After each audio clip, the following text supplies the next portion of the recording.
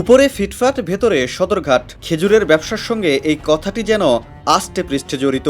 আবার ঘটনাটি ঘটে ঢাকার সদরঘাটের পাশেই। বাদামতলীতে খেজুর নিয়ে চলে মহাকার সাজি। খেজুরটা কত সুন্দর নাকি? খেজুরটা আর ভিতরে যান, এই যে দেখেন উপরে দেখাইলো কত সুন্দর, ভিতরে এইরকম। এটা ওরা করে কি, ওরা নিজেরা প্যাকেট করে, প্যাকেট করার পরে এই খেজুরটা পরবর্তী টাইম বিক্রি করা হয়। কিভাবে ধোকা দেওয়া হয় মানুষ কিভাবে বুঝবো? যে মনে করেন যে মানুষের কতভাবে আর ধোকা দিব এইভাবে। খেজুরটার দাম আছে মনে করেন যে 800 টাকা, ভিতরটা দেখার পর কেউ 400 টাকা দাম বলবে না। তার আগে নজর দিতে চাই রাস্তার পাশে বা মার্কেটের ছোট্ট দোকানে। খোলা খেজুরকে গরিবের খাবার বলে আখ্যা দেওয়ার কারণে মধ্যবিত্ত, উচ্চবিত্ত তো বটেই, নিম্নবিত্তরাও মান সম্মান টেকাতে কেনেন প্যাকেটের খেজুর। এখানে বেশি চলে হাফ কেজি ও 1 কেজির প্যাকেট। এসব দোকানে আরো কম পরিমাণও বিক্রি হয়। দেশের বেশিরভাগ মানুষই কেনেন এই পণ্য। শুধু রমজান নয়, সারা বছরই চলে এমন কেনাকাটা। তাই কম বেশি প্রতারণার শিকার প্রায় সব ক্রেতাই। উপরে ভালোটা, নিচে ইয়াটা আরো সরিষার তেল দিয়ে মিক্সার করা। এই খেজুরটা দেওয়ার পরে যদি এই খেজুরটা ভিতরে, এটা কিন্তু এইটা থেকে বাইরে হপায় দেখাইলো। উপরতে দেখা যায় সুন্দর, খুব সুন্দর।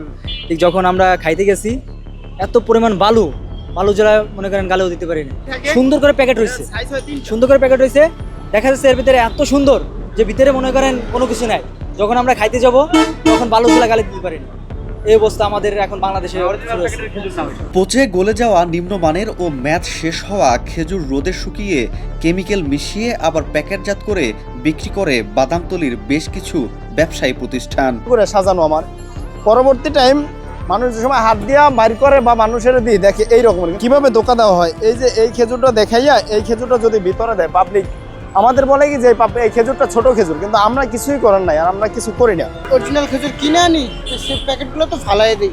তারা এমন আছে টাকা দিয়ে কিনেও নিয়ে যায়, যেটা একটা কার্টুনের দাম 5 টাকা, তারা 20 টাকা দিয়েও কিনে নিয়ে যায় আমাদের থেকে। তো আমরা ফালাই দিই সেই কার্টুন, তারা নিয়ে হয়তো অন্য খেজুর ভৈরা বিক্রি করে। এই অনেকে মক্কা মদিনা জান্নাতের মতো পবিত্র নাম ব্যবহার করে এই খারাপ কাজ করছেন।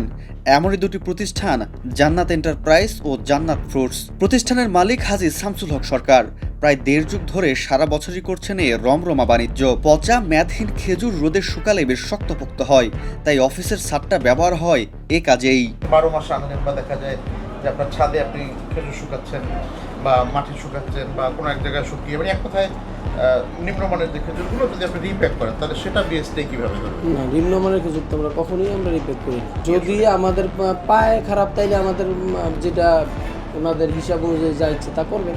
আপনার করা প্যাকেট দিয়ে না।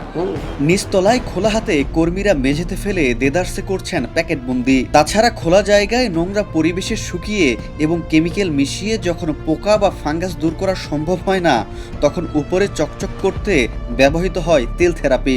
আজোয়া, মারিয়ম সহ আরো ভাবগম্ভীর্যপূর্ণ নাম হয়ে যায় এসব খেজুরের। দামের বেলায়ও অবস্থান আকাশচুম্বী। বাইরে। আর এগুলো হচ্ছে কোন প্যাকেট থেকে নেওয়া হচ্ছে? মূল প্যাকেট কোনটা? এটার মূল প্যাকেট হচ্ছে বাইরে, আমি দেখাইতেছি। আচ্ছা, এখানে কোনো নমুনা প্যাকেট নেই? এটা হ্যাঁ, এটা নিয়ে আসতো ভাই। এই যে আপনি এইভাবে দেখেন, এই যে এটা আমরা এইভাবে স্টোরও করবো।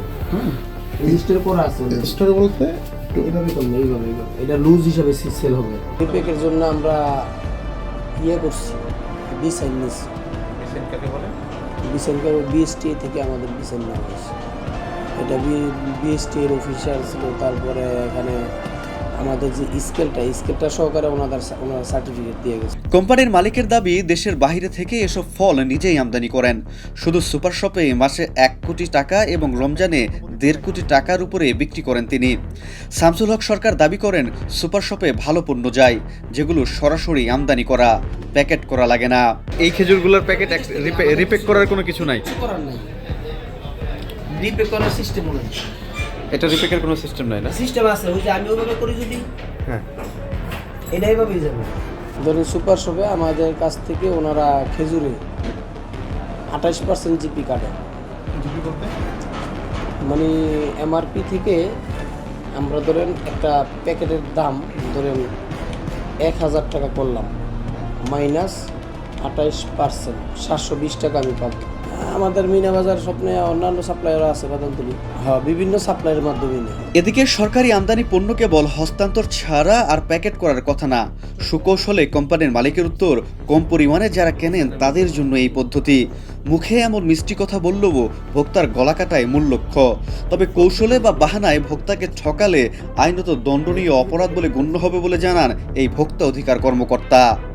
একটা বলা ছিল ডিক্লেয়ার দিয়েছে, একটা পরে পরিবর্তন করে আরেক ধরনের বলে বিক্রি করে, এটা তো ভোক্তা আইন লঙ্ঘন। ফল সিন্ডিকেটের এ খবর ক্রেতা, গণমাধ্যম, প্রশাসন সবাই নাকি জানেন। তাহলে কোন জাদুতে চলছে এমন বাণিজ্য? শুধু কি ক্রেতা ঠকে নাকি কর বঞ্চিত হয় সরকারও? উঠে আসবে সেই সকল খবর। হুমায়ুন কবির, কালের কণ্ঠ, ঢাকা।